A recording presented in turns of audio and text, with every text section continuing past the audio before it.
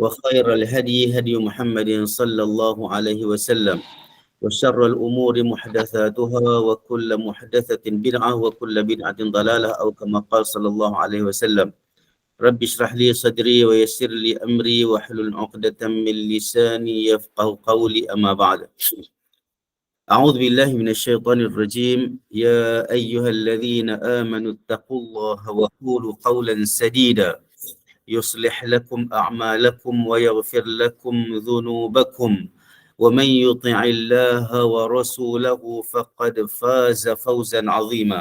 Alhamdulillah, kita memohon keampunan daripada Allah Subhanahu Wa Taala dan kita juga memohon bersyukur kepada Allah Subhanahu Wa Taala dengan mentaati segala perintahnya, dengan melafazkan segala banyak zikir, membantu orang menjalankan amal ibadat kita dengan cara yang betul.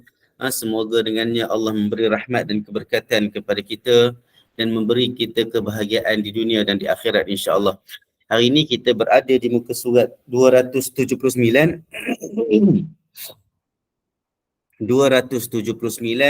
hadis ataupun nombor hadisnya adalah 436.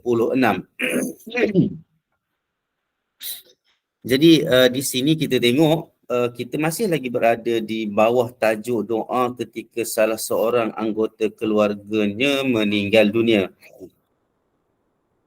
Okey, dekat situ ada beberapa hadis dan kita berada di dua hadis yang terakhir sebelum kita masuk ke bab yang lain.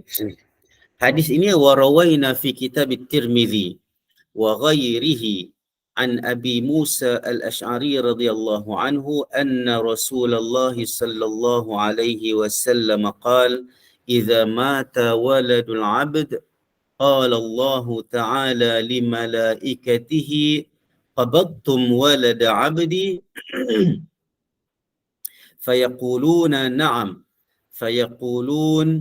فيقول قبضتم ثمرة فؤاده فيقولون نعم فيقول فماذا قال عبدي فيقولون حمدك واسترجع فيقول الله تعالى ابنوا لعبدي بيتا في الجنة وسموه بيت الحمد قال الترمذي حديث حسن atau kama qala sallallahu alaihi wasallam. Kami meriwayatkan di dalam kitab At-Tirmizi, iaitu Sunan At-Tirmizi, wa ghairihi, dan selain daripadanya,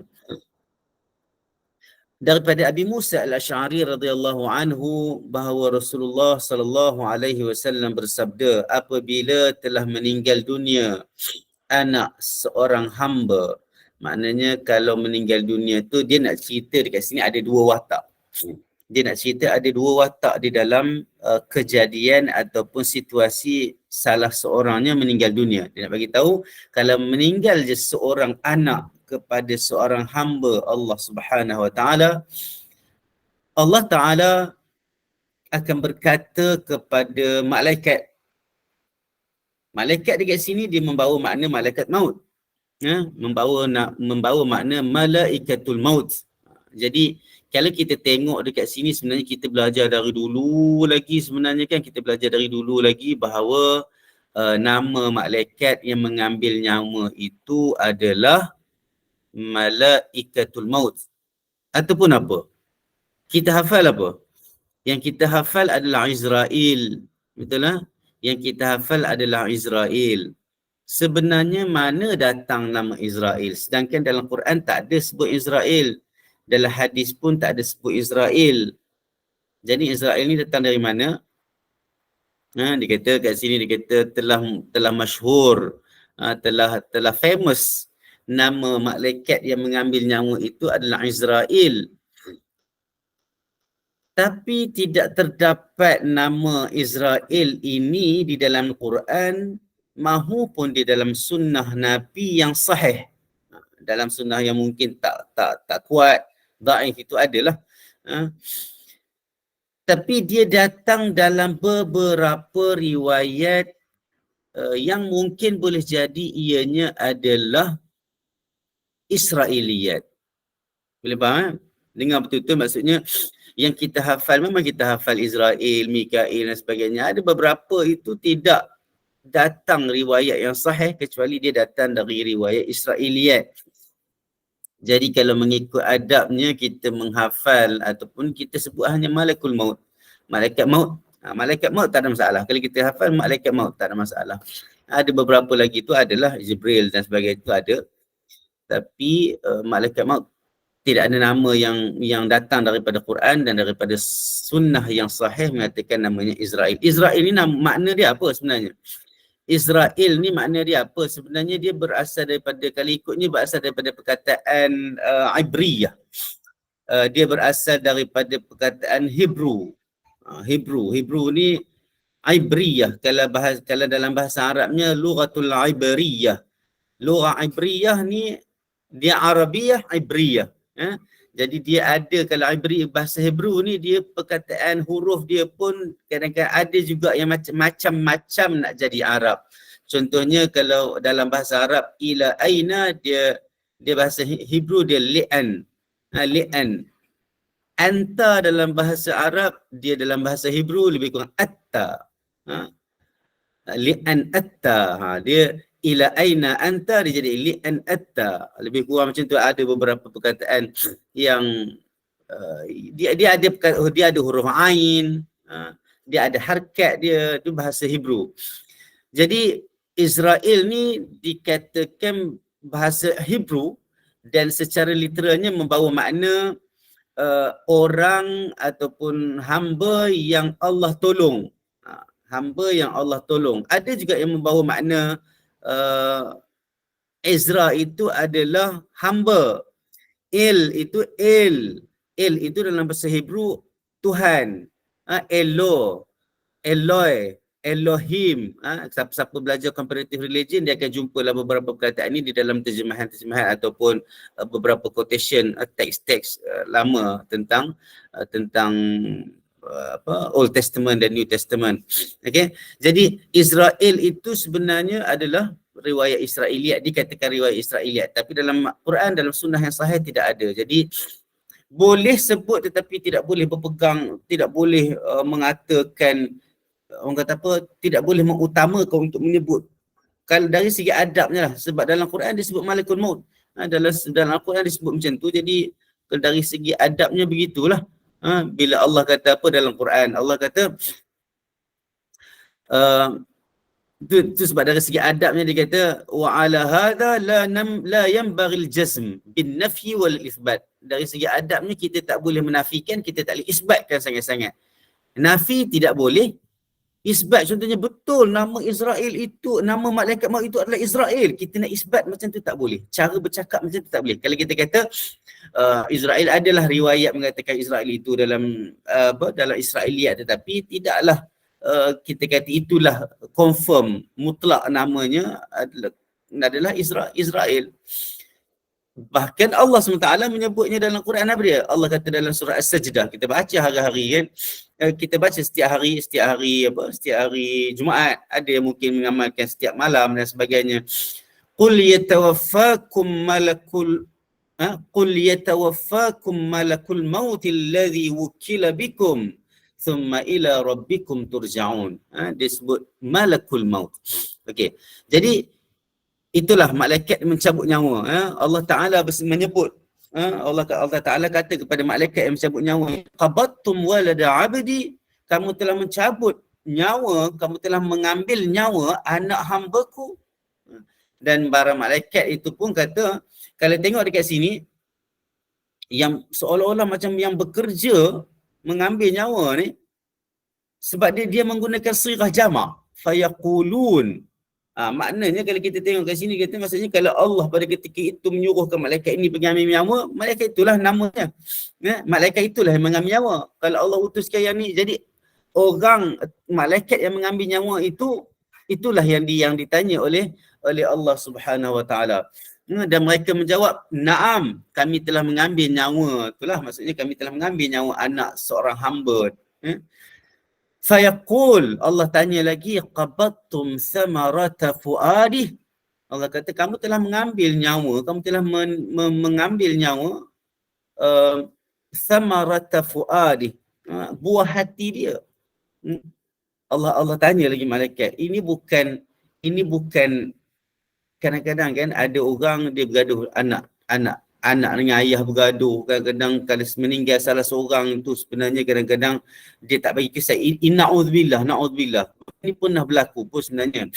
Anak yang kadang-kadang tengok susah sangat, semoga kita tidak diuji macam tu. Kadang-kadang dia tengok bergaduh dengan ayah dia, harta dan sebagainya, maka kadang-kadang perginya seorang anak tu kadang-kadang tidak meninggalkan kesan pun kepada ayah contohnya. Sebab bergaduh. Berapa tahun hidup tu dia jadi macam tu dah. Diuji dengan perkara begitu. Kita minta kita dijauhkan dalam keadaan-keadaan begitu. Tapi konteks yang disebut di dalam hadis ini maksudnya anak ini anak kesayangan sungguh. Kamu telah mengambil nyawa buah hati dia. Malaikat pun kata na'am. Malaikat pun kata na'am. Dan Allah SWT dia kata lagi, dia kata famadha qala abdi. Allah nak tengok apa, Allah tahu dah, dia tak tanya para malaikat pun Allah tahu, Allah Maha mengetahui. Tapi dialog ini diletakkan di dalam hadis ini untuk memberi kita pengajaran, untuk memberikan kita kefahaman yang lebih dalam situasi-situasi yang tertentu. Allah tanya kepada malaikat, famadha qala abdi, hamba aku yang telah kematian anak dia ni, apa yang dia sebut? Fayaquluna, para malaikat pun bagi tahu, hamidaka wastarja. Dia mengucapkan alhamdulillah, ataupun dia kata dia mengucapkan syukur, dia bersyukur kepada kamu wahai Allah. Wastarja, jadi kat sini hamidaka, kat sini dia tak ada sebutlah lafaz doa ataupun zikir, tetapi bila dia kata hamidaka maksudnya dia bersyukur.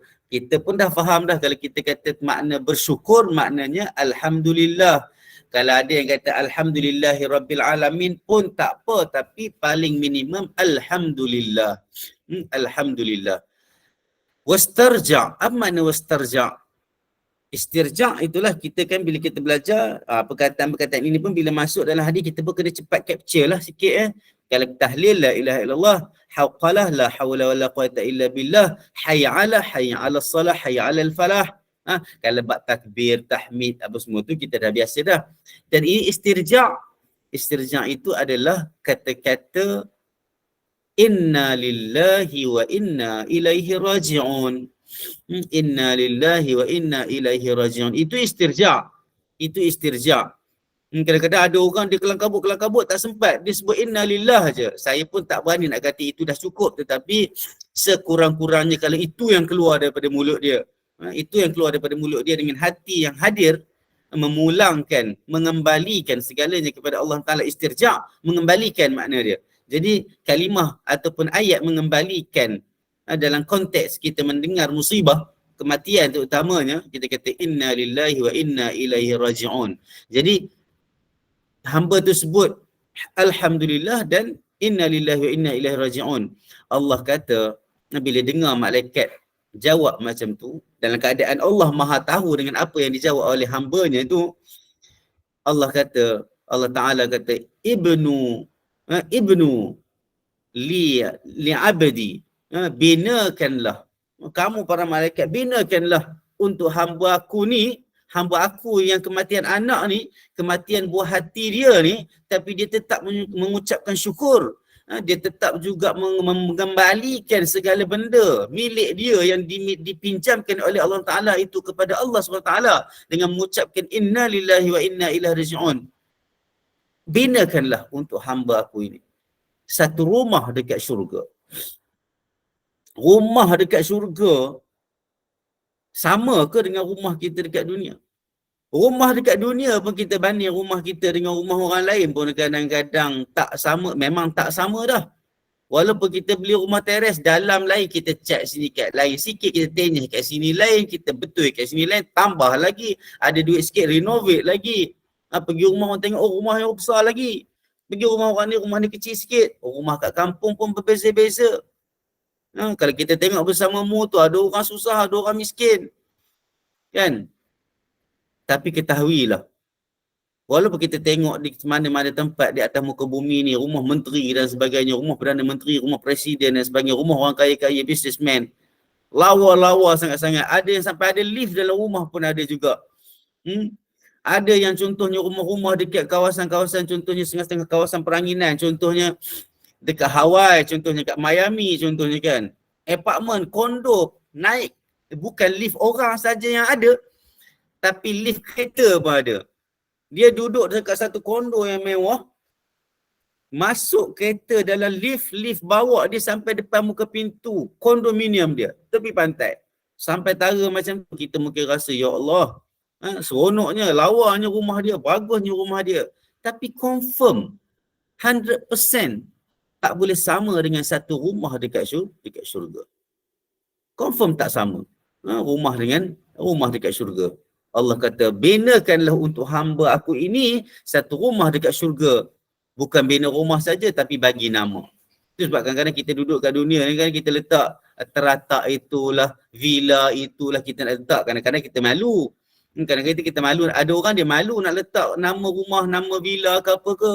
Kan? Ada orang dia berani letak dan dia rasa seronok nak letak dan dia rasa bangga nak letak. Letaklah. Tapi yang suruh letak nama dekat rumah, dekat syurga ni siapa dia? Allah yang suruh letak. Siapa yang buat kerja meletakkan benda ni semua? Malaikat yang letak. Mulianya rumah orang-orang yang bila dengar kematian, yang dibina oleh Allah Ta'ala, yang Allah minta para malaikat bina, dengan syarat bila berlaku kematian, dia reda, dia mengucapkan syukur, dia istirja', maka adalah rumah bagi dia dekat syurga nanti, yang namanya Allah kata apa? Baitul Hamd.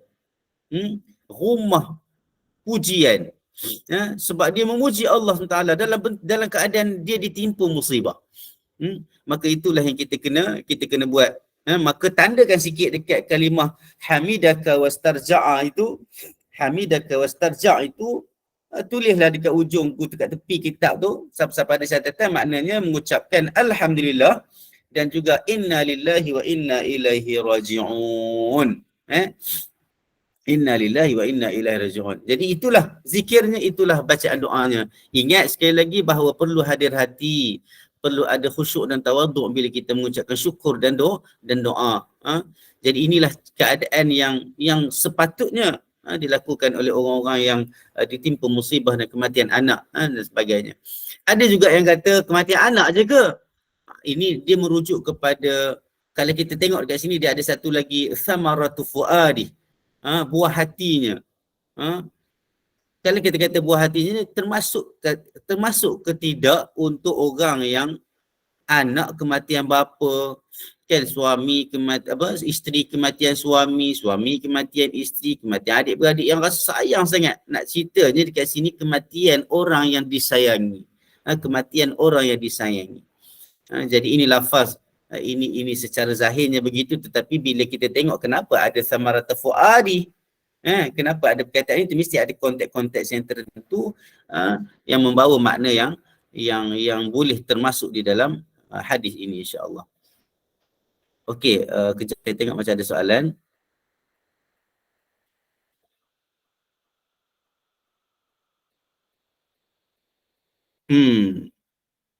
Okey.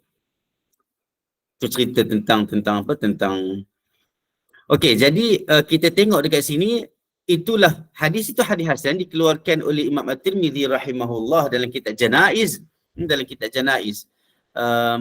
dan beberapa kitab lain juga terdapat hadis ini. Yang pentingnya hadis ini boleh dijadikan hujah, insya-Allah, boleh dijadikan hujah, dan dia juga menyokong beberapa hadis lain yang menyebut tentang redha, menyebut tentang apa, istirja' bagi orang-orang yang datang ditimpa musibah, yang diuji oleh Allah Subhanahu Wa Taala dalam hidup dia. Wa fi ma'na hadha ma rawaina fi sahih al-Bukhari an Abi Hurairah anna radhiyallahu anhu anna Rasulullah sallallahu alaihi wasallam qala yaqulu Allah ta'ala ma li'abdil mu'min 'indi jazaa'un idza qabadtu safiyahu min ahli dunya thumma ihtasabahu illa al-jannah. Atau kama qala sallallahu alaihi wasallam. Hadis riwayat Bukhari, tidak ada isu. Ini hadis yang mensyarahkan dalam konteks hadis ini, dalam konteks syarah hadis ini, ulama-ulama melihat beberapa hadis yang contohnya ada satu hadis yang mungkin sukar difahami ataupun mungkin perlu ada syarah ataupun takwilan lain untuk membuat yang menjadikan hadis itu mendapat lebih pengajaran, memberi lebih pengajaran kepada orang mukmin, melihat kepada beberapa hadis yang mungkin menyokong dan juga beberapa hadis yang mungkin menerangkan beberapa klausa ataupun frasa di dalam hadis yang lain untuk memberi kefahaman yang lebih holistik. Okey. Jadi dekat sini ada satu hadis lain dalam Sahih Bukhari daripada Abu Hurairah radhiyallahu anhu. Rasulullah sallallahu alaihi wasallam bersabda, Allah SWT berfirman. Maknanya hadisnya hadis kursi. Yang tadi pun sebahagiannya adalah hadis kursi sebab ada firman Allah, ada dialog di antara Allah dan para malaikat. Okey. Jadi Allah Subhanahu wa taala sebut berfirman, "Ma li 'abdil mu'min." Tidaklah bagi seorang hamba aku yang mukmin di sisiku satu balasan, satu ganjaran, satu hadiah, satu pemberian apabila aku mengambil nyawa manusia ataupun orang yang baik dengan orang ini, orang yang betul-betul dia sayang, orang tu pun dia sayang juga, orang yang meninggal pun sayang dia juga. Ya. Safiyahu, bila aku mengambil nyawa orang-orang yang terdekat dengan dia. Ulama kata kalau kita tengok dari segi syarah tu, dia kata wa yadkhulu fihi alwalad wal akh wa kullu mahmub mu'thir. Dia kata termasuklah anak-anak, saudara-saudara dan setiap orang yang dicintai dan disayangi, yang memberi kesan sungguh dalam hidup dia. Maknanya hadis ini memberi satu gambaran lebih umum. Maknanya tak kira lah janji yang meninggal itu orang yang dia sayang. Tak kira lah anak ke, isteri ke, mak ayah ke apa ke, dia termasuk. Min ahli dunia, daripada kalangan ahli dunia. Kemudian orang yang diuji ini ihtasabahu, dia menghitung dan dia mengharapkan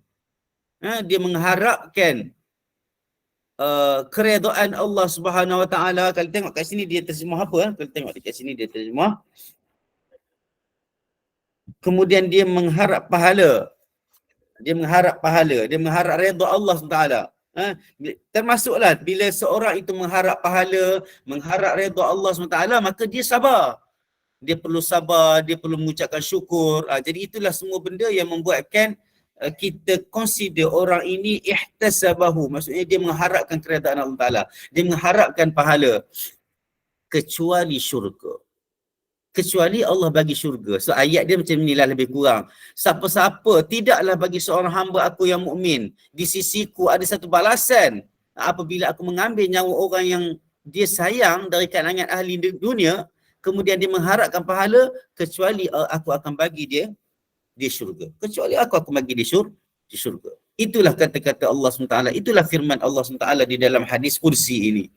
Maka dia minta, bila kata ihtasabahu, dekat sini dia tak ada zikir. Yang kita belajar al-azkar. Dalam hadis ini dia tak ada zikir. Dia tak ada doa. Dekat sini dia kata summahtasabahu. Kemudian dia mengharapkan pahala. Jadi kalau kita nak gabungkan, nak fahamkan bagaimana keadaan orang yang Allah bagi dia syurga dengan kematian orang yang dia sayang ni, maknanya kita kembalilah kepada hadis yang sebelumnya tadi. Di antaranya adalah mengucapkan alhamdulillah, di antaranya mengucapkan inna lillahi wa inna ilaihi raji'un. Jadi itulah doa dan bacaan dan zikir yang kita perlu lazimi. Kita ajarkan kepada orang lain juga bila berlaku kematian. Semoga kita semua mendapat keberkatan. Semoga kita menjadi orang-orang yang mengikut apa yang diajarkan oleh Nabi sallallahu alaihi wasallam. Jadi itu dia kata istihbab ay yaqul al-muslim 'inda faqd al-walad aw al-akh aw ay azizin ghal. Dia kata disunatkan untuk seorang muslim itu apabila dia kehilangan anak atau saudara ataupun orang yang mahal. Dia kata azizun ghal. Ghalin, azizun ghalin, orang yang mahal, orang yang mempunyai harga, sangat-sangat berharga sangat orang ni di sisi dia. Disebut apa? Inna lillahi wa inna ilaihi raji'un. Sebab padanya ada iman, padanya ada redha, padanya ada penyerahan, submission kepada Allah Subhanahu Wa Taala. Tengok dalam inna lillahi wa inna ilaihi raji'un tu dia ada 3 benda sebenarnya. Pertama, sesungguhnya pertama dia kata iman. Pertama dia kata iman. Yang kedua ada redha. Sebab orang tak redha dia susah nak sebut kan, ini adalah milik Allah Ta'ala, semuanya akan kembali. Dia tak ada redha, dia susah nak sebut dengan hati. Itu sebab dia kata zikir dengan hati. Dan total atau secara overall ayat ini membawa makna penyerahan diri kepada Allah Subhanahu Wa Taala. Semoga kita sabar, semoga kita diberi kekuatan apabila kita diuji pada keadaan-keadaan tertentu, keadaan-keadaan musibah. Semoga kita mendapat rahmat daripada Allah Subhanahu Wa Taala. Saya tengok sekejap kalau ada soalan. Okey, tak ada soalan nampaknya. Okey, kita pergi kepada bab yang seterusnya. Babu ma yaquluhu man balaghahu mautu sahibihi. Okey. Bab pada menyatakan doa atau berzikir bagi siapa-siapa yang hadir atau sampai kepada dia cerita tentang kematian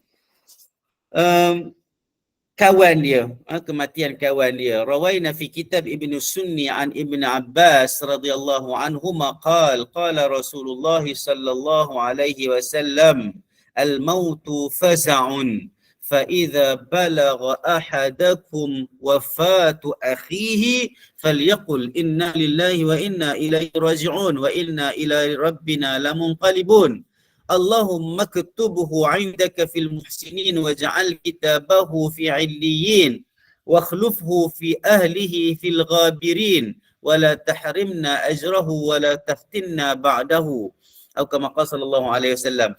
Hadis ini dikeluarkan oleh Ibn Sunni tetapi sanadnya tak kuat, sanadnya dhaif. Sanadnya dhaif, jadi kita tak payah nak tak perlu guna. Kita ada dalil-dalil yang banyak dah kita baca sebelum ni, dalam bab-bab yang sebelum ni pun dia berkaitan agak rapat dengan apa yang kita boleh baca dengan kematian. Jadi ayat wa inna ila rabbina lamunqalibun itu tidak sabit secara sahih lah daripada Nabi SAW.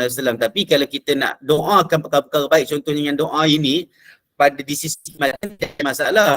Sebab kita menggunakan doa ini bukan disebabkan hadis ini sahih, tetapi kita menggunakan doa ini sebab kontennya baik dan dia termasuk dalam hukum umum. Kita boleh doa dengan doa-doa yang baik kepada orang yang dah meninggal dunia. Hadis ini secara total, secara keseluruhannya, secara dasarnya, secara hukumnya dhaif. Tetapi satu bahagian daripada hadis ini, pertamanya inna lillahi wa inna ilaihi raji'un. Kita boleh baca wa inna ila rabbina lamunqalibun. Bila dia tak kuat, maksudnya kita utamakan yang kuat. Inna lillahi wa inna ilaihi raji'un. Makna dia lebih kurang sama sebenarnya. Wa inna ila rabbina lamunqalibun. Makna dia lebih kurang sama sebenarnya. Jadi kalau siapa nak amalkan, saya tidak menyuruh mengamalkan yang ni dulu. Kita mengamalkan inna lillahi wa inna ilaihi raji'un dulu. Okey, tapi kalau dah banyak-banyak dah buat dah apa yang Nabi ajar tu, kalau nak buat ini boleh, tetapi kita kena i'tiqad bahawa ia tidak sahih datang daripada Nabi. Kita amalkan sebab makna ayat itu bagus, makna ayat itu ada redha, makna ayat itu ada penyerahan. Okey.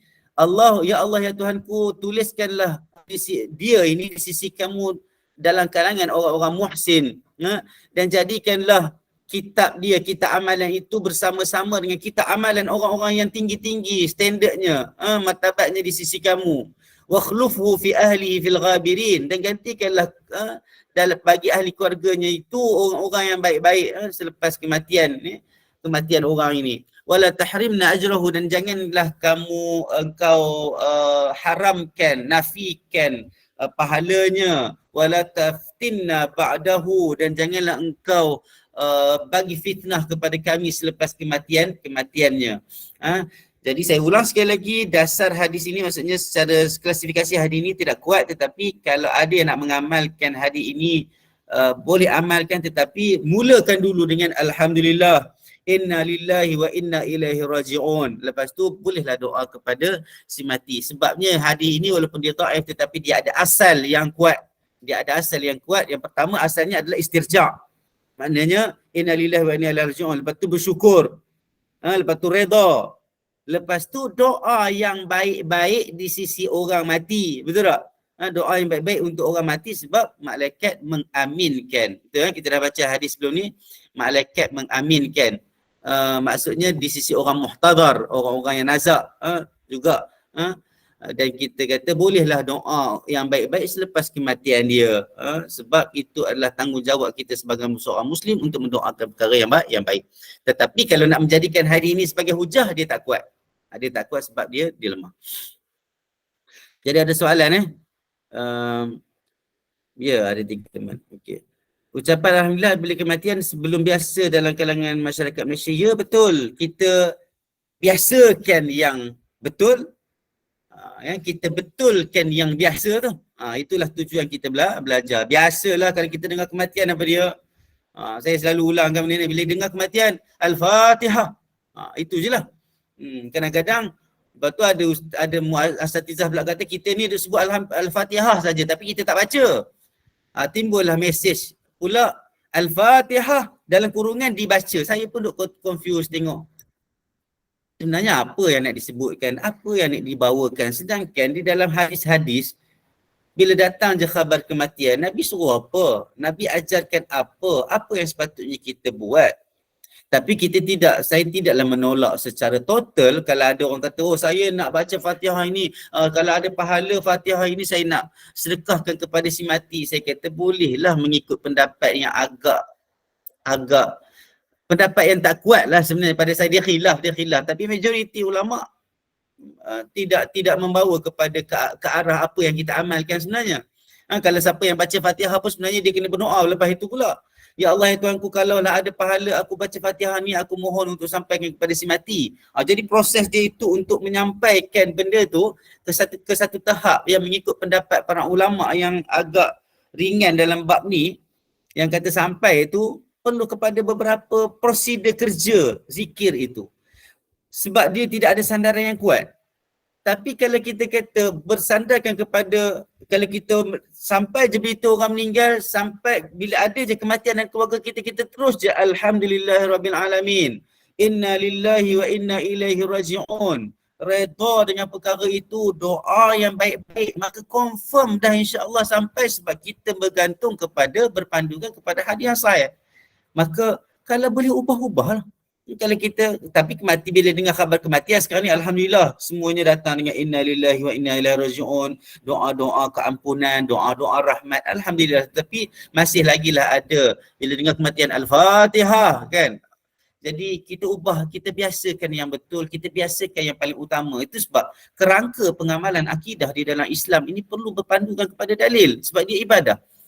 Dia ada kerangka, dia ada framework dia. Tak boleh kita ada dah framework yang Nabi buat, ada dah model yang Nabi buat, dah ada modul lagi dalam model tu, Nabi dah bagi dah komplit, tiba-tiba kita pergi buat lain punya framework, kita letak modul lain pula dalam tu.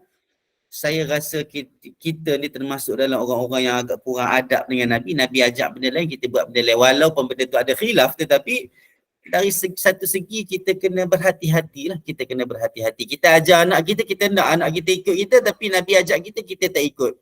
Satu benda yang kita kata kita sayang Nabi, kita bermaulid sana sini dan sebagainya, tapi apa yang Nabi ajak tu kita tak buat secara keseluruhan, atau kita tak cuba buat sekadar yang kita mampu berdasarkan level ataupun ranking keutamaan amalan. Itu sebab dalam amalan-amalan ni kalau kita pandai, kita membuatkan amalan-amalan yang lebih banyak pahala dulu, lepas tu baru kita pergi kepada amalan-amalan yang mungkin kurang sikit pahalanya. Dan itulah keadaan kita melakukan amal untuk mengejar redha dan ganjaran dan pahala daripada Allah SWT. Semoga kita diberi peluang untuk perkara itu insya-Allah. Saya rasa boleh juga disebut, tapi bimbang salah anggap.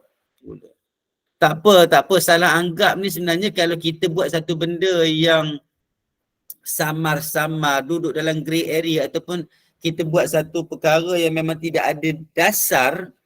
Kalau kita buat benda tu dan kita rasa risau untuk dianggap, itu perlu. Tapi kalau kita buat satu benda yang memang ada dalil, bila dah belajar ni kan dah ada dalil, dah ada sumber hukum, maka kalau kita buat, kita jangan risau untuk disalah anggap.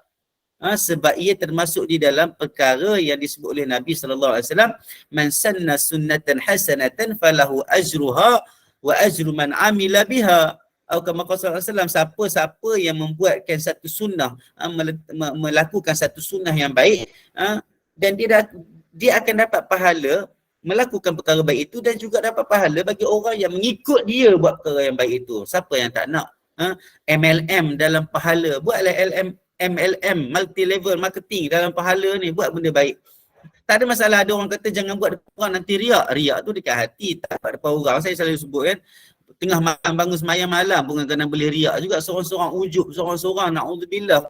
Jadi perkara baik ini kalau kita nak buat, orang lain ikutkan supaya orang ikut, tidak ada masalah. Jangan rasa bangga diri dan takabur bila kita buat itu yang tak boleh. Okey. Ustaz, bila sebenarnya kita patut baca Al-Fatihah hingga jadi kebiasaan masyarakat hingga kini? Itulah, saya pun tak tahu bagaimana benda ni. Saya tak dapat telusuri bila sebenarnya wujud dalam masyarakat kita sebenarnya. Sedangkan saya cari tentang baca Fatihah bila ada kematian ini, bila tengok ditelusuri balik adalah dia berdasarkan dia kembali kepada orang yang memahami bahawa konteks menghadiahkan bacaan Quran atau pembacaan Fatihah atau menghadiahkan pahala kepada orang mati. Dia kembali kepada perbahasan menghadiahkan pahala kepada orang mati. Sedangkan perkara itu ada khilaf yang agak luas. Dan majoriti ulama hampir kepada kata kurang kenalah, tidak sesuai. Sebab ada dalil-dalil yang kuat lagi tentang orang mati ni kita boleh buat.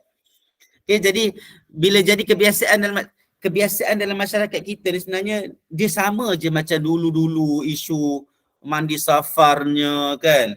Tapi mandi safar tu memang dah agak jauh sangat tu, tapi macam inilah bab baca Fatihah bila dengar kematian ini, saya tak pastilah nak jawab. Maksudnya semua ini diperoleh dari okey. Bila alasan atau soalannya ini ustaz yang bagi. Satu je saya bagi tu, ustaz tak maksum. Saya sendiri saya bagi tahu banyak kali, kalau saya datang dengan satu perkara yang tidak ada dalil, tolong betulkan saya. Dan saya ajar jemaah saya untuk tanya dalil. Dia bukan masalah ustaz je cakap dan kita ikut. Memanglah itu sebab dulu-dulu bila orang belajar kiai bagi tahu, ustaz bagi tahu, dan kita terus je buat, kita tak tanya dah. Kita tak boleh sama dengan para sahabat dulu. Para sahabat dulu dia sami'na wa ata'na, sebab siapa yang bagi tahu dekat dia? Siapa yang mengkhabarkan satu-satu perkara kepada dia? Nabi SAW, sumber hukum. Kita sekarang walaupun orang awam, kita boleh dan wajib tanya dalil tentang amalan ibadat.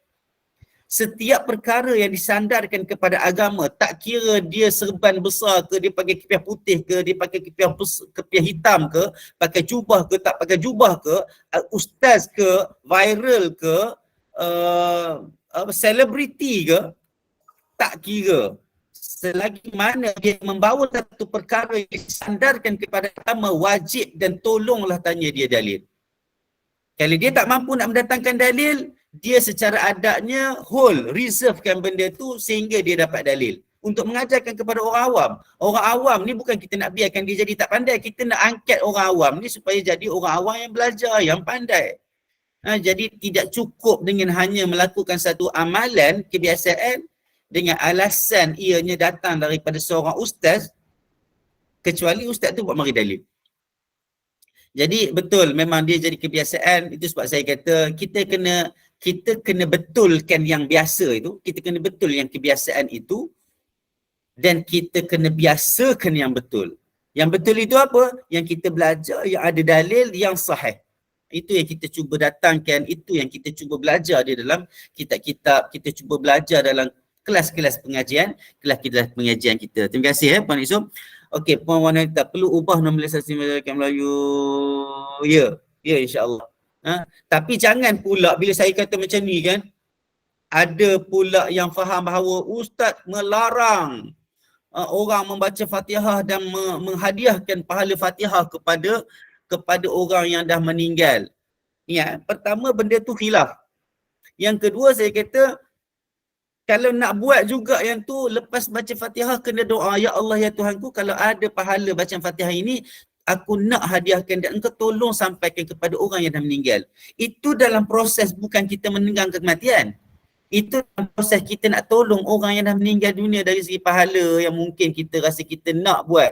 Sedangkan dalil yang memang confirm, dalil yang memang confirm sahih, dalil yang memang confirm kuat adalah doakan kepada dia, sedekahkan harta kita atas nama dia, kan, amalkan segala ilmu yang baik-baik yang dia pernah ajarkan kepada kita. Itu cara yang paling solid, yang paling confirm, yang sahih datangnya daripada Nabi untuk membantu orang yang meninggal dunia. Jadi perkara ini perlu difahami betul-betul supaya kita mengetahui susur galur ataupun punca sumber amalan kita yang kita dah buat, yang mana ia berkaitan dengan ibadah. Okey, tak apa. Ustaz, takkan tiap kali Ustaz beri kuliah kita nak kena dalil? Memang. Kalau ianya berkaitan dengan hukum agama, dia kena ada dalil. Kalau rasa yakin, wallahu alam. Itu sebab bila mengajar, bila kita mengajarkan tentang agama, memang kena sebut dalil. Kecualilah bila ustaz tu kata, lalu depan orang tua tunduk. Ustaz, mana dalil tunduk? Itu berkaitan dengan adab. Adab yang dia berbeza daripada adab orang Melayu dengan adab orang Arab. Kalau bab tu tidak ada masalah, puan ini tidak ada masalah. Dalam bab adab tidak ada masalah. Tapi ini dalam bab ibadat. Ini dalam bab bacaan ayat Quran, dalam bacaan zikir. Jadi kita dah ada kerangka. Okay. Tapi bila ditanya, ada kemungkinan, contoh dalam bab adab mungkin tidak ada dalil yang khusus, tetapi dia ada dalil umum. Jadi adat dan akhlak itu tidak ada isu sangat, tetapi kita bercakap dari segi kerangka ibadat, zikir. Sebab bila kita kata alhamdulillah, kita baca Al-Fatihah, itu dah pertama ayat Quran, dan yang keduanya dia masuk dalam kategori apa yang kita i'tiqad bila kita baca. Boleh faham Tidak ada masalah sebenarnya. Saya tidak ada masalah untuk tanya dalil, tak ada masalah. Dan saya ajar untuk itu. Kalau tidak, kita akan kekal di dalam kesilapan. Kita akan kekal cuba tengok hadis yang ada, beberapa hadis yang memang sebenarnya dia mengajarkan kita bagaimana kehidupan para sahabat dulu. Nak tanya, para sahabat dulu ada tak orang yang alim, ada tak orang para sahabat yang tidak alim? Ada. Bukannya kalangan para sahabat tu semua meriwayatkan hadis. Bukan semua para sahabat tu ulama, fuqaha, tidak. Ada kalangan para sahabat yang naif. Dia sibuk dengan bisnes ke, dia sibuk dengan urusan-urusan, dia mungkin tidak berapa pandai sangat, tidak ada masa sangat peluang dia berada dengan Nabi, dia mungkin tak kuat untuk pergi berperang selalu, jadi hadis-hadis tentang perjalanan musafir di antara Nabi dengan para sahabat tu dia tak dapat. Jadi ada orang-orang yang melazimi, contohnya Abdullah ibn Umar contohnya, Umar Al-Khattab, Abu Hurairah contohnya. Jadi orang-orang begini yang banyak simpan hadis, dan mereka bila bercakap tentang satu perkara, pernah dengar tak contohnya dalam bab khuf? Kan hadis apa baru ni baca tentang khuf? Tanya para sahabat, pernah tak kamu dengar Nabi cakap? Dia bertanyakan tentang dalil untuk confirmation, untuk memastikan betul-betul. Jadi para sahabat walaupun mereka begitu, mereka terlalu berhati-hati untuk melakukan segala amal ibadat, nak pastikan ada dalil.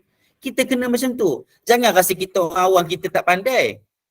Orang awam cuma dia tidak dibenarkan, tidak ada peluang untuk dia belajar ke tingkat yang lebih tinggi, mungkin kewangan dan sebagainya. Saya tak kata orang awam tu bodoh ataupun orang awam tu tak faham. Tak, orang awam tu kadang-kadang lebih pandai dan lebih faham lagi untuk memahami agama atau satu-satu isu. Apa yang Nabi kata? Rubba muballighin awqa min as-sami'. Atau kama qala sallallahu alaihi wasallam. Rubba muballighin, mungkin orang yang disampaikan ilmu itu aw'a, lebih aware, lebih faham untuk menganalisa min as-sami', daripada orang yang mendengar, yang bercerita kat dia tadi tu. Nabi kata apa lagi? Ala liyuballigha asy-syahidu minkumul ghaib. Maka sampaikanlah orang yang hadir pada majlis ilmu ini kepada orang-orang yang ghaib, orang-orang yang lain. Maka kita tengok keadaan bagaimana Nabi mengajar, mengasuh para sahabat. Tidak ada masalah. Pada saya, wallahu alam, tidak ada masalah kalau setiap kali kita belajar agama, kita nak tahu dalil. Itu cara dia. Cumanya kena faham dan ada adab lah nak tanya dalil itu. Sama ada kita tanya dalam ruangan soal jawab ataupun kita tanya direct mungkin kepada ustaz tu kalau ustaz itu membenarkan. Kalau ustaz itu membenarkan pertanyaan. Kalau tanya ada dalil ke tak, nanti kita dikatakan macam kamu tahu dalil yang benar ke tak. Kalau dibahagi dalil pun kamu pun bukan tahu benar ke tak. Tak. Kejap. Bila kita tanya dalil, kita tak tahu. Dia macam ni, bila kita nak tanya dalil, kita nak tahu sumber hukum. Kita nak pastikan amalan kita betul. Kita nak tahu. Dan para asatizah, dia kena tahu dalil untuk dia mengajar. Kalau dia mengajarkan tentang agama tanpa dalil, tak boleh. Kalau dia mengajarkan hukum agama tanpa dalil, dia jadi macam orang awam balik. Sedangkan ustaz pun orang awam juga sebenarnya. Dia tak sampai ke tahap mujtahid pun sebenarnya. Sekarang ni nak cari mujtahid tu, syarat mujtahid tu banyak dan sebagainya. Jadi ustaz juga orang awam, tapi semuanya orang awam yang terpelajar, yang tahu sikit ilmu, yang lebih daripada orang lain untuk kongsi, untuk bagi tazkirah, untuk bagi peringatan. Tidak ada masalah kalau dibagi dalil pun cuma. Itu sebab bila bagi dalil, contoh, dalil daripada Quran dan Sunnah. Contohnya, Al-Quran ada tak isu Quran palsu ke Quran dhaif? Tak ada. Quran mutawatir. Quran dah memang confirm sahih. Cuma mungkin sedikit tafsiran perlu diberikan secara simple caption kepada Al-Quran itu. Hadis perlu diberitahu. Itu sebab adab meriwayatkan hadis, adab memberitahu hadis, kena bagi tahu. Pertamanya, ustaz kena tahu kategori hadis itu, klasifikasi hadis itu. Walaupun akhir hadis itu dia tak bagi tu kata riwayat Muslim. Dia baca satu hadis contohnya, dia tak bagi tahu riwayat Muslim ke apa ke, tapi dia tahu hadis itu sahih. Itu tanggungjawab. Itu sebab setiap perkara yang dilakukan kena ada tanggungjawab. Dia tak boleh main lepas gitu habis. Tak boleh. Dia kena ada tanggungjawab. Yang kedua, adabnya juga adalah memberitahu di mana sumber rujukan hadis. Jadi itulah di antara cara untuk memandaikan manusia, untuk memandaikan umat, supaya umat-umat orang-orang awam ni dapatlah juga pahala, supaya dia dapat menyebarkan ilmu-ilmu yang baik-baik berdasarkan hadis-hadis. Tidaklah orang awam ni menjadi orang yang hanya beramal sahaja tetapi tidak melakukan dakwah, tidak mengajarkan kepada orang lain. Padahal bila kita mati, kita nak satu benda yang apa yang Nabi kata, idza mata ibnu Adam, bila meninggal je seorang yang mati, seorang manusia itu, inqata amaluhu, terputus amalannya kecuali daripada 3. Kan? Sedekah jariah, al-ilmu yuntafa'u bihi, ilmu yang dimanfaatkan. Tak nakkah kita jadi orang awam yang duk belajar hari-hari dekat Spark ni kan? Dekat mana-mana lah, dekat Masjid Surau, kita duk belajar hari-hari ni hanya untuk amalan kita je. Betul untuk amalan kita, tapi kita tak nakkah jadi orang yang menghimpunkan akaun pengajaran kita kepada orang lain walaupun benda tu simple. Semoga kita juga termasuk daripada orang-orang yang mendapat pahala selepas kita mati dengan ilmu yang kita bagi kepada orang lain. Maka saya anjurkan, saya nak sangat-sangat jemaah yang ada dengan saya ni bukan hanya untuk mengamalkan. Kalaulah ada orang dia kata dia dah tua dah nak ajak siapa, tak, cucu mari berjalan. Mai cakap nak sembang sikit, mai. Kalau kita ni, kita duk kerja, kita bukan ustaz, kita boleh sembang-sembang, kita hari-hari duk WhatsApp dengan kawan-kawan. Apa yang kita buat? Hasil daripada apa yang kita mengaji sejam, 2 jam, apa yang kita buat? Kita nak terus jadi orang awam ke? Kita nak terus jadi orang awam yang standardnya rendah? Kita kena angkat diri kita supaya jadi orang yang berilmu lagi. Yarfa'illahu alladhina amanu minkum walladhina utul ilma darajat. Banyak benda yang kita sebenarnya dapat motivasi sebenarnya untuk kita belajar, faham ilmu, amal, sebarkan, berdakwah. Oh, PDF kitab ke? PDF kitab yang saya guna, boleh nanti insyaAllah saya boleh bagi dalam grup. Saya nak bagi kat siapa Saya bagi dekat admin, saya bagi kat JK, Jawatan Kuasa. Ini Lawami', dia ada 2 jilid. Lawami'ul Anwar, syarah dan tahqiq Muhyiddin Mistu. Boleh tengok, boleh dapat.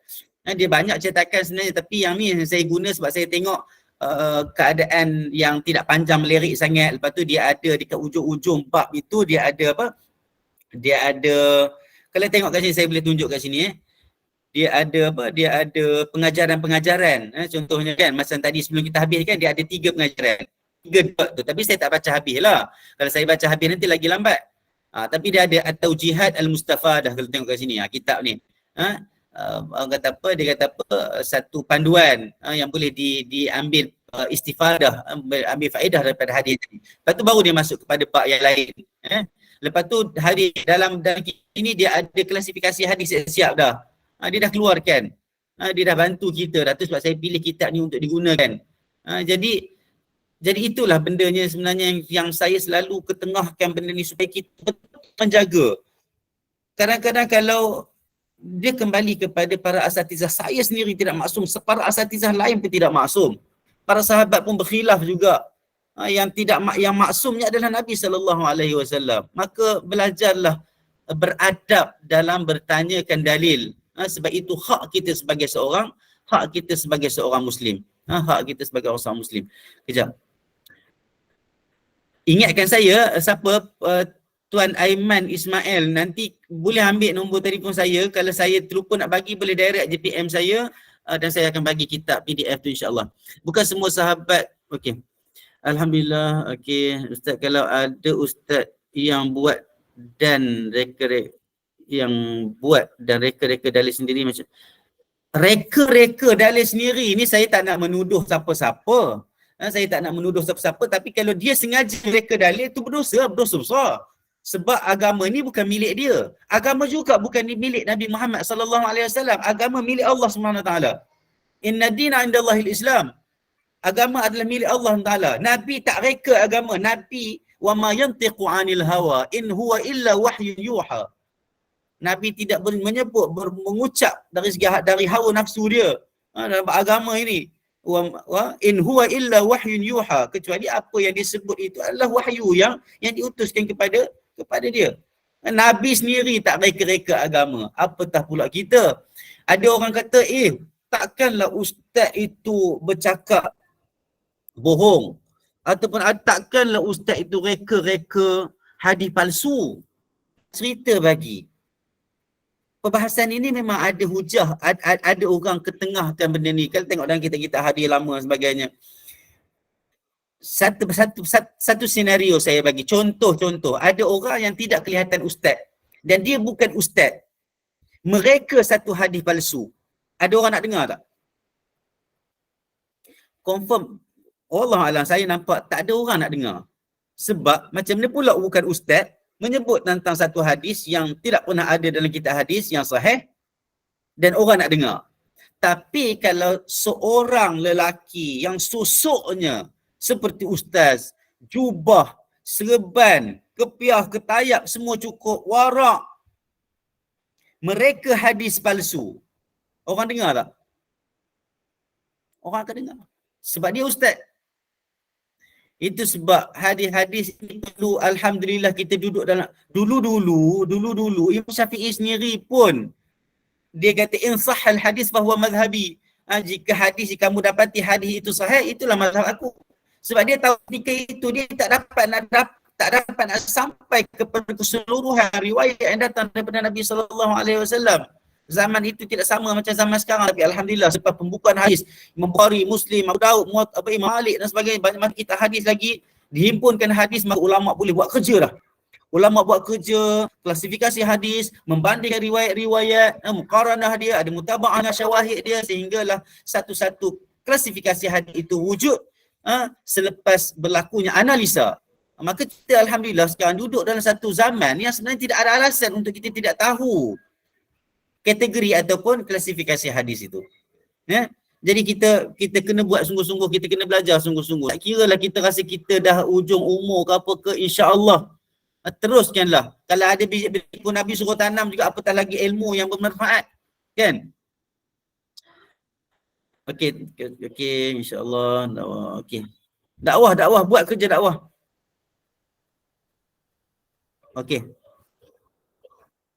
Ustaz, ucap yang sama juga ke untuk keluarga yang bukan Islam? Okey, Puan Maria, yang ni kita akan ada hadis yang ke depan nanti. Saya minta hari ni tak banyak hadis, tapi hadis yang Puan Maria tanya ni ada sebenarnya, ada perbahasan ni. Tapi sejak saya jawab je dulu, kita boleh rasa sedih dan kita boleh sebut innalillahi wa inna ilaihi raji'un walaupun orang itu tidak Islam, belum lagi Islam dan dia meninggal dalam keadaan secara lahir tidak Islam, boleh, sebab kita mengembalikan, kita mendatangkan iktibar kepada diri kita tentang pemergian, sebab dia pun mungkin dia bukan orang yang kita bukan Islam mungkin, tapi kita sayang dekat dia sebab dia banyak buat baik contohnya kan. Tak apa, kita kembalikan semuanya kepada Allah Taala. Cuma yang tak boleh, kalau kita tahu dia meninggal dalam keadaan kufur, kita tak boleh minta ampun bagi dia. Kita tak boleh minta ampun bagi dia, tapi kita boleh sedih lah. Kita bagi pelajaran kepada orang lain dan sebagainya. Aqul qawli hadza astaghfirullah li wa lakum wa li sa'ilil muslimina wal muslimat. Rabbana atina fid dunya hasanah wa fil akhirati hasanah wa qina adzabannar. Wa sallallahu ala sayyidina Muhammad wa ala alihi washabbihi wasallam. Subhana rabbika rabbil izzati amma yasifun wa salamun alal mursalin walhamdulillahi rabbil alamin. Terima kasih Al-Fadhil Ustaz Dr. Muhammad Azhar atas perkongsian ilmu ini, dan semoga kita dapat mengambil manfaat dan kefahaman daripadanya. Dan terima kasih kepada penaja slot program ini, dan juga teruskanlah ya, kita ada lagi kuliah 2 hari seterusnya bersama-sama dengan Al-Fadhil Ustaz Dr. Muhammad Faisal untuk sesi tadabbur, dan Ustaz kita sambung lagi di minggu hadapan. Ustaz, saya first time tengok hari Rabu Ustaz. Biasanya hari Jumaat. Sebab ini bidan terjun basic saya yang ni kelas saya ganti sebab saya 6 sampai 8 saya di Kota Kinabalu insya-Allah. Jadi saya tak sempat nak buat kelas 8 hari bulan tu, saya rasa. Lepas tu saya 11 itu sebab saya ganti hari ni lah, sebab ada AJK yang minta saya gantikan. Saya kata okey lah, sebab hari ni pun saya free insya-Allah. Lepas tu saya 11 sampai 16 pun kelas saya tak ada lah, sebab saya di Medan insya-Allah bawa student, ada lawatan antarabangsa. Okey, baik, faham. Minggu depan Ustaz kita jumpa lagi insya-Allah. Okey. Ustaz kita tangguhlah dulu ya Ustaz ya dengan tasbih kafarah dan surah Al-Asr. Silakan Ustaz. A'udzubillahi minasyaitonir rajim. Bismillahirrahmanirrahim. Wal 'asri innal insana lafi khusr illa alladhina amanu wa 'amilus solihati wa tawassaw bil haqqi wa tawassaw bis sabr. Subhanakallahumma wa bihamdika asyhadu an la ilaha illa anta astaghfiruka wa atubu ilaik. Assalamualaikum warahmatullahi wabarakatuh. Mohon maaf kalau terkasar bahasa. Terima kasih banyak-banyak. Jumpa lagi insya-Allah. Sama. Waalaikumsalam warahmatullahi wabarakatuh. Jumpa lagi Ustaz insya-Allah. Insya-Allah. Kita jumpa lagi semua, dan teruskan lagi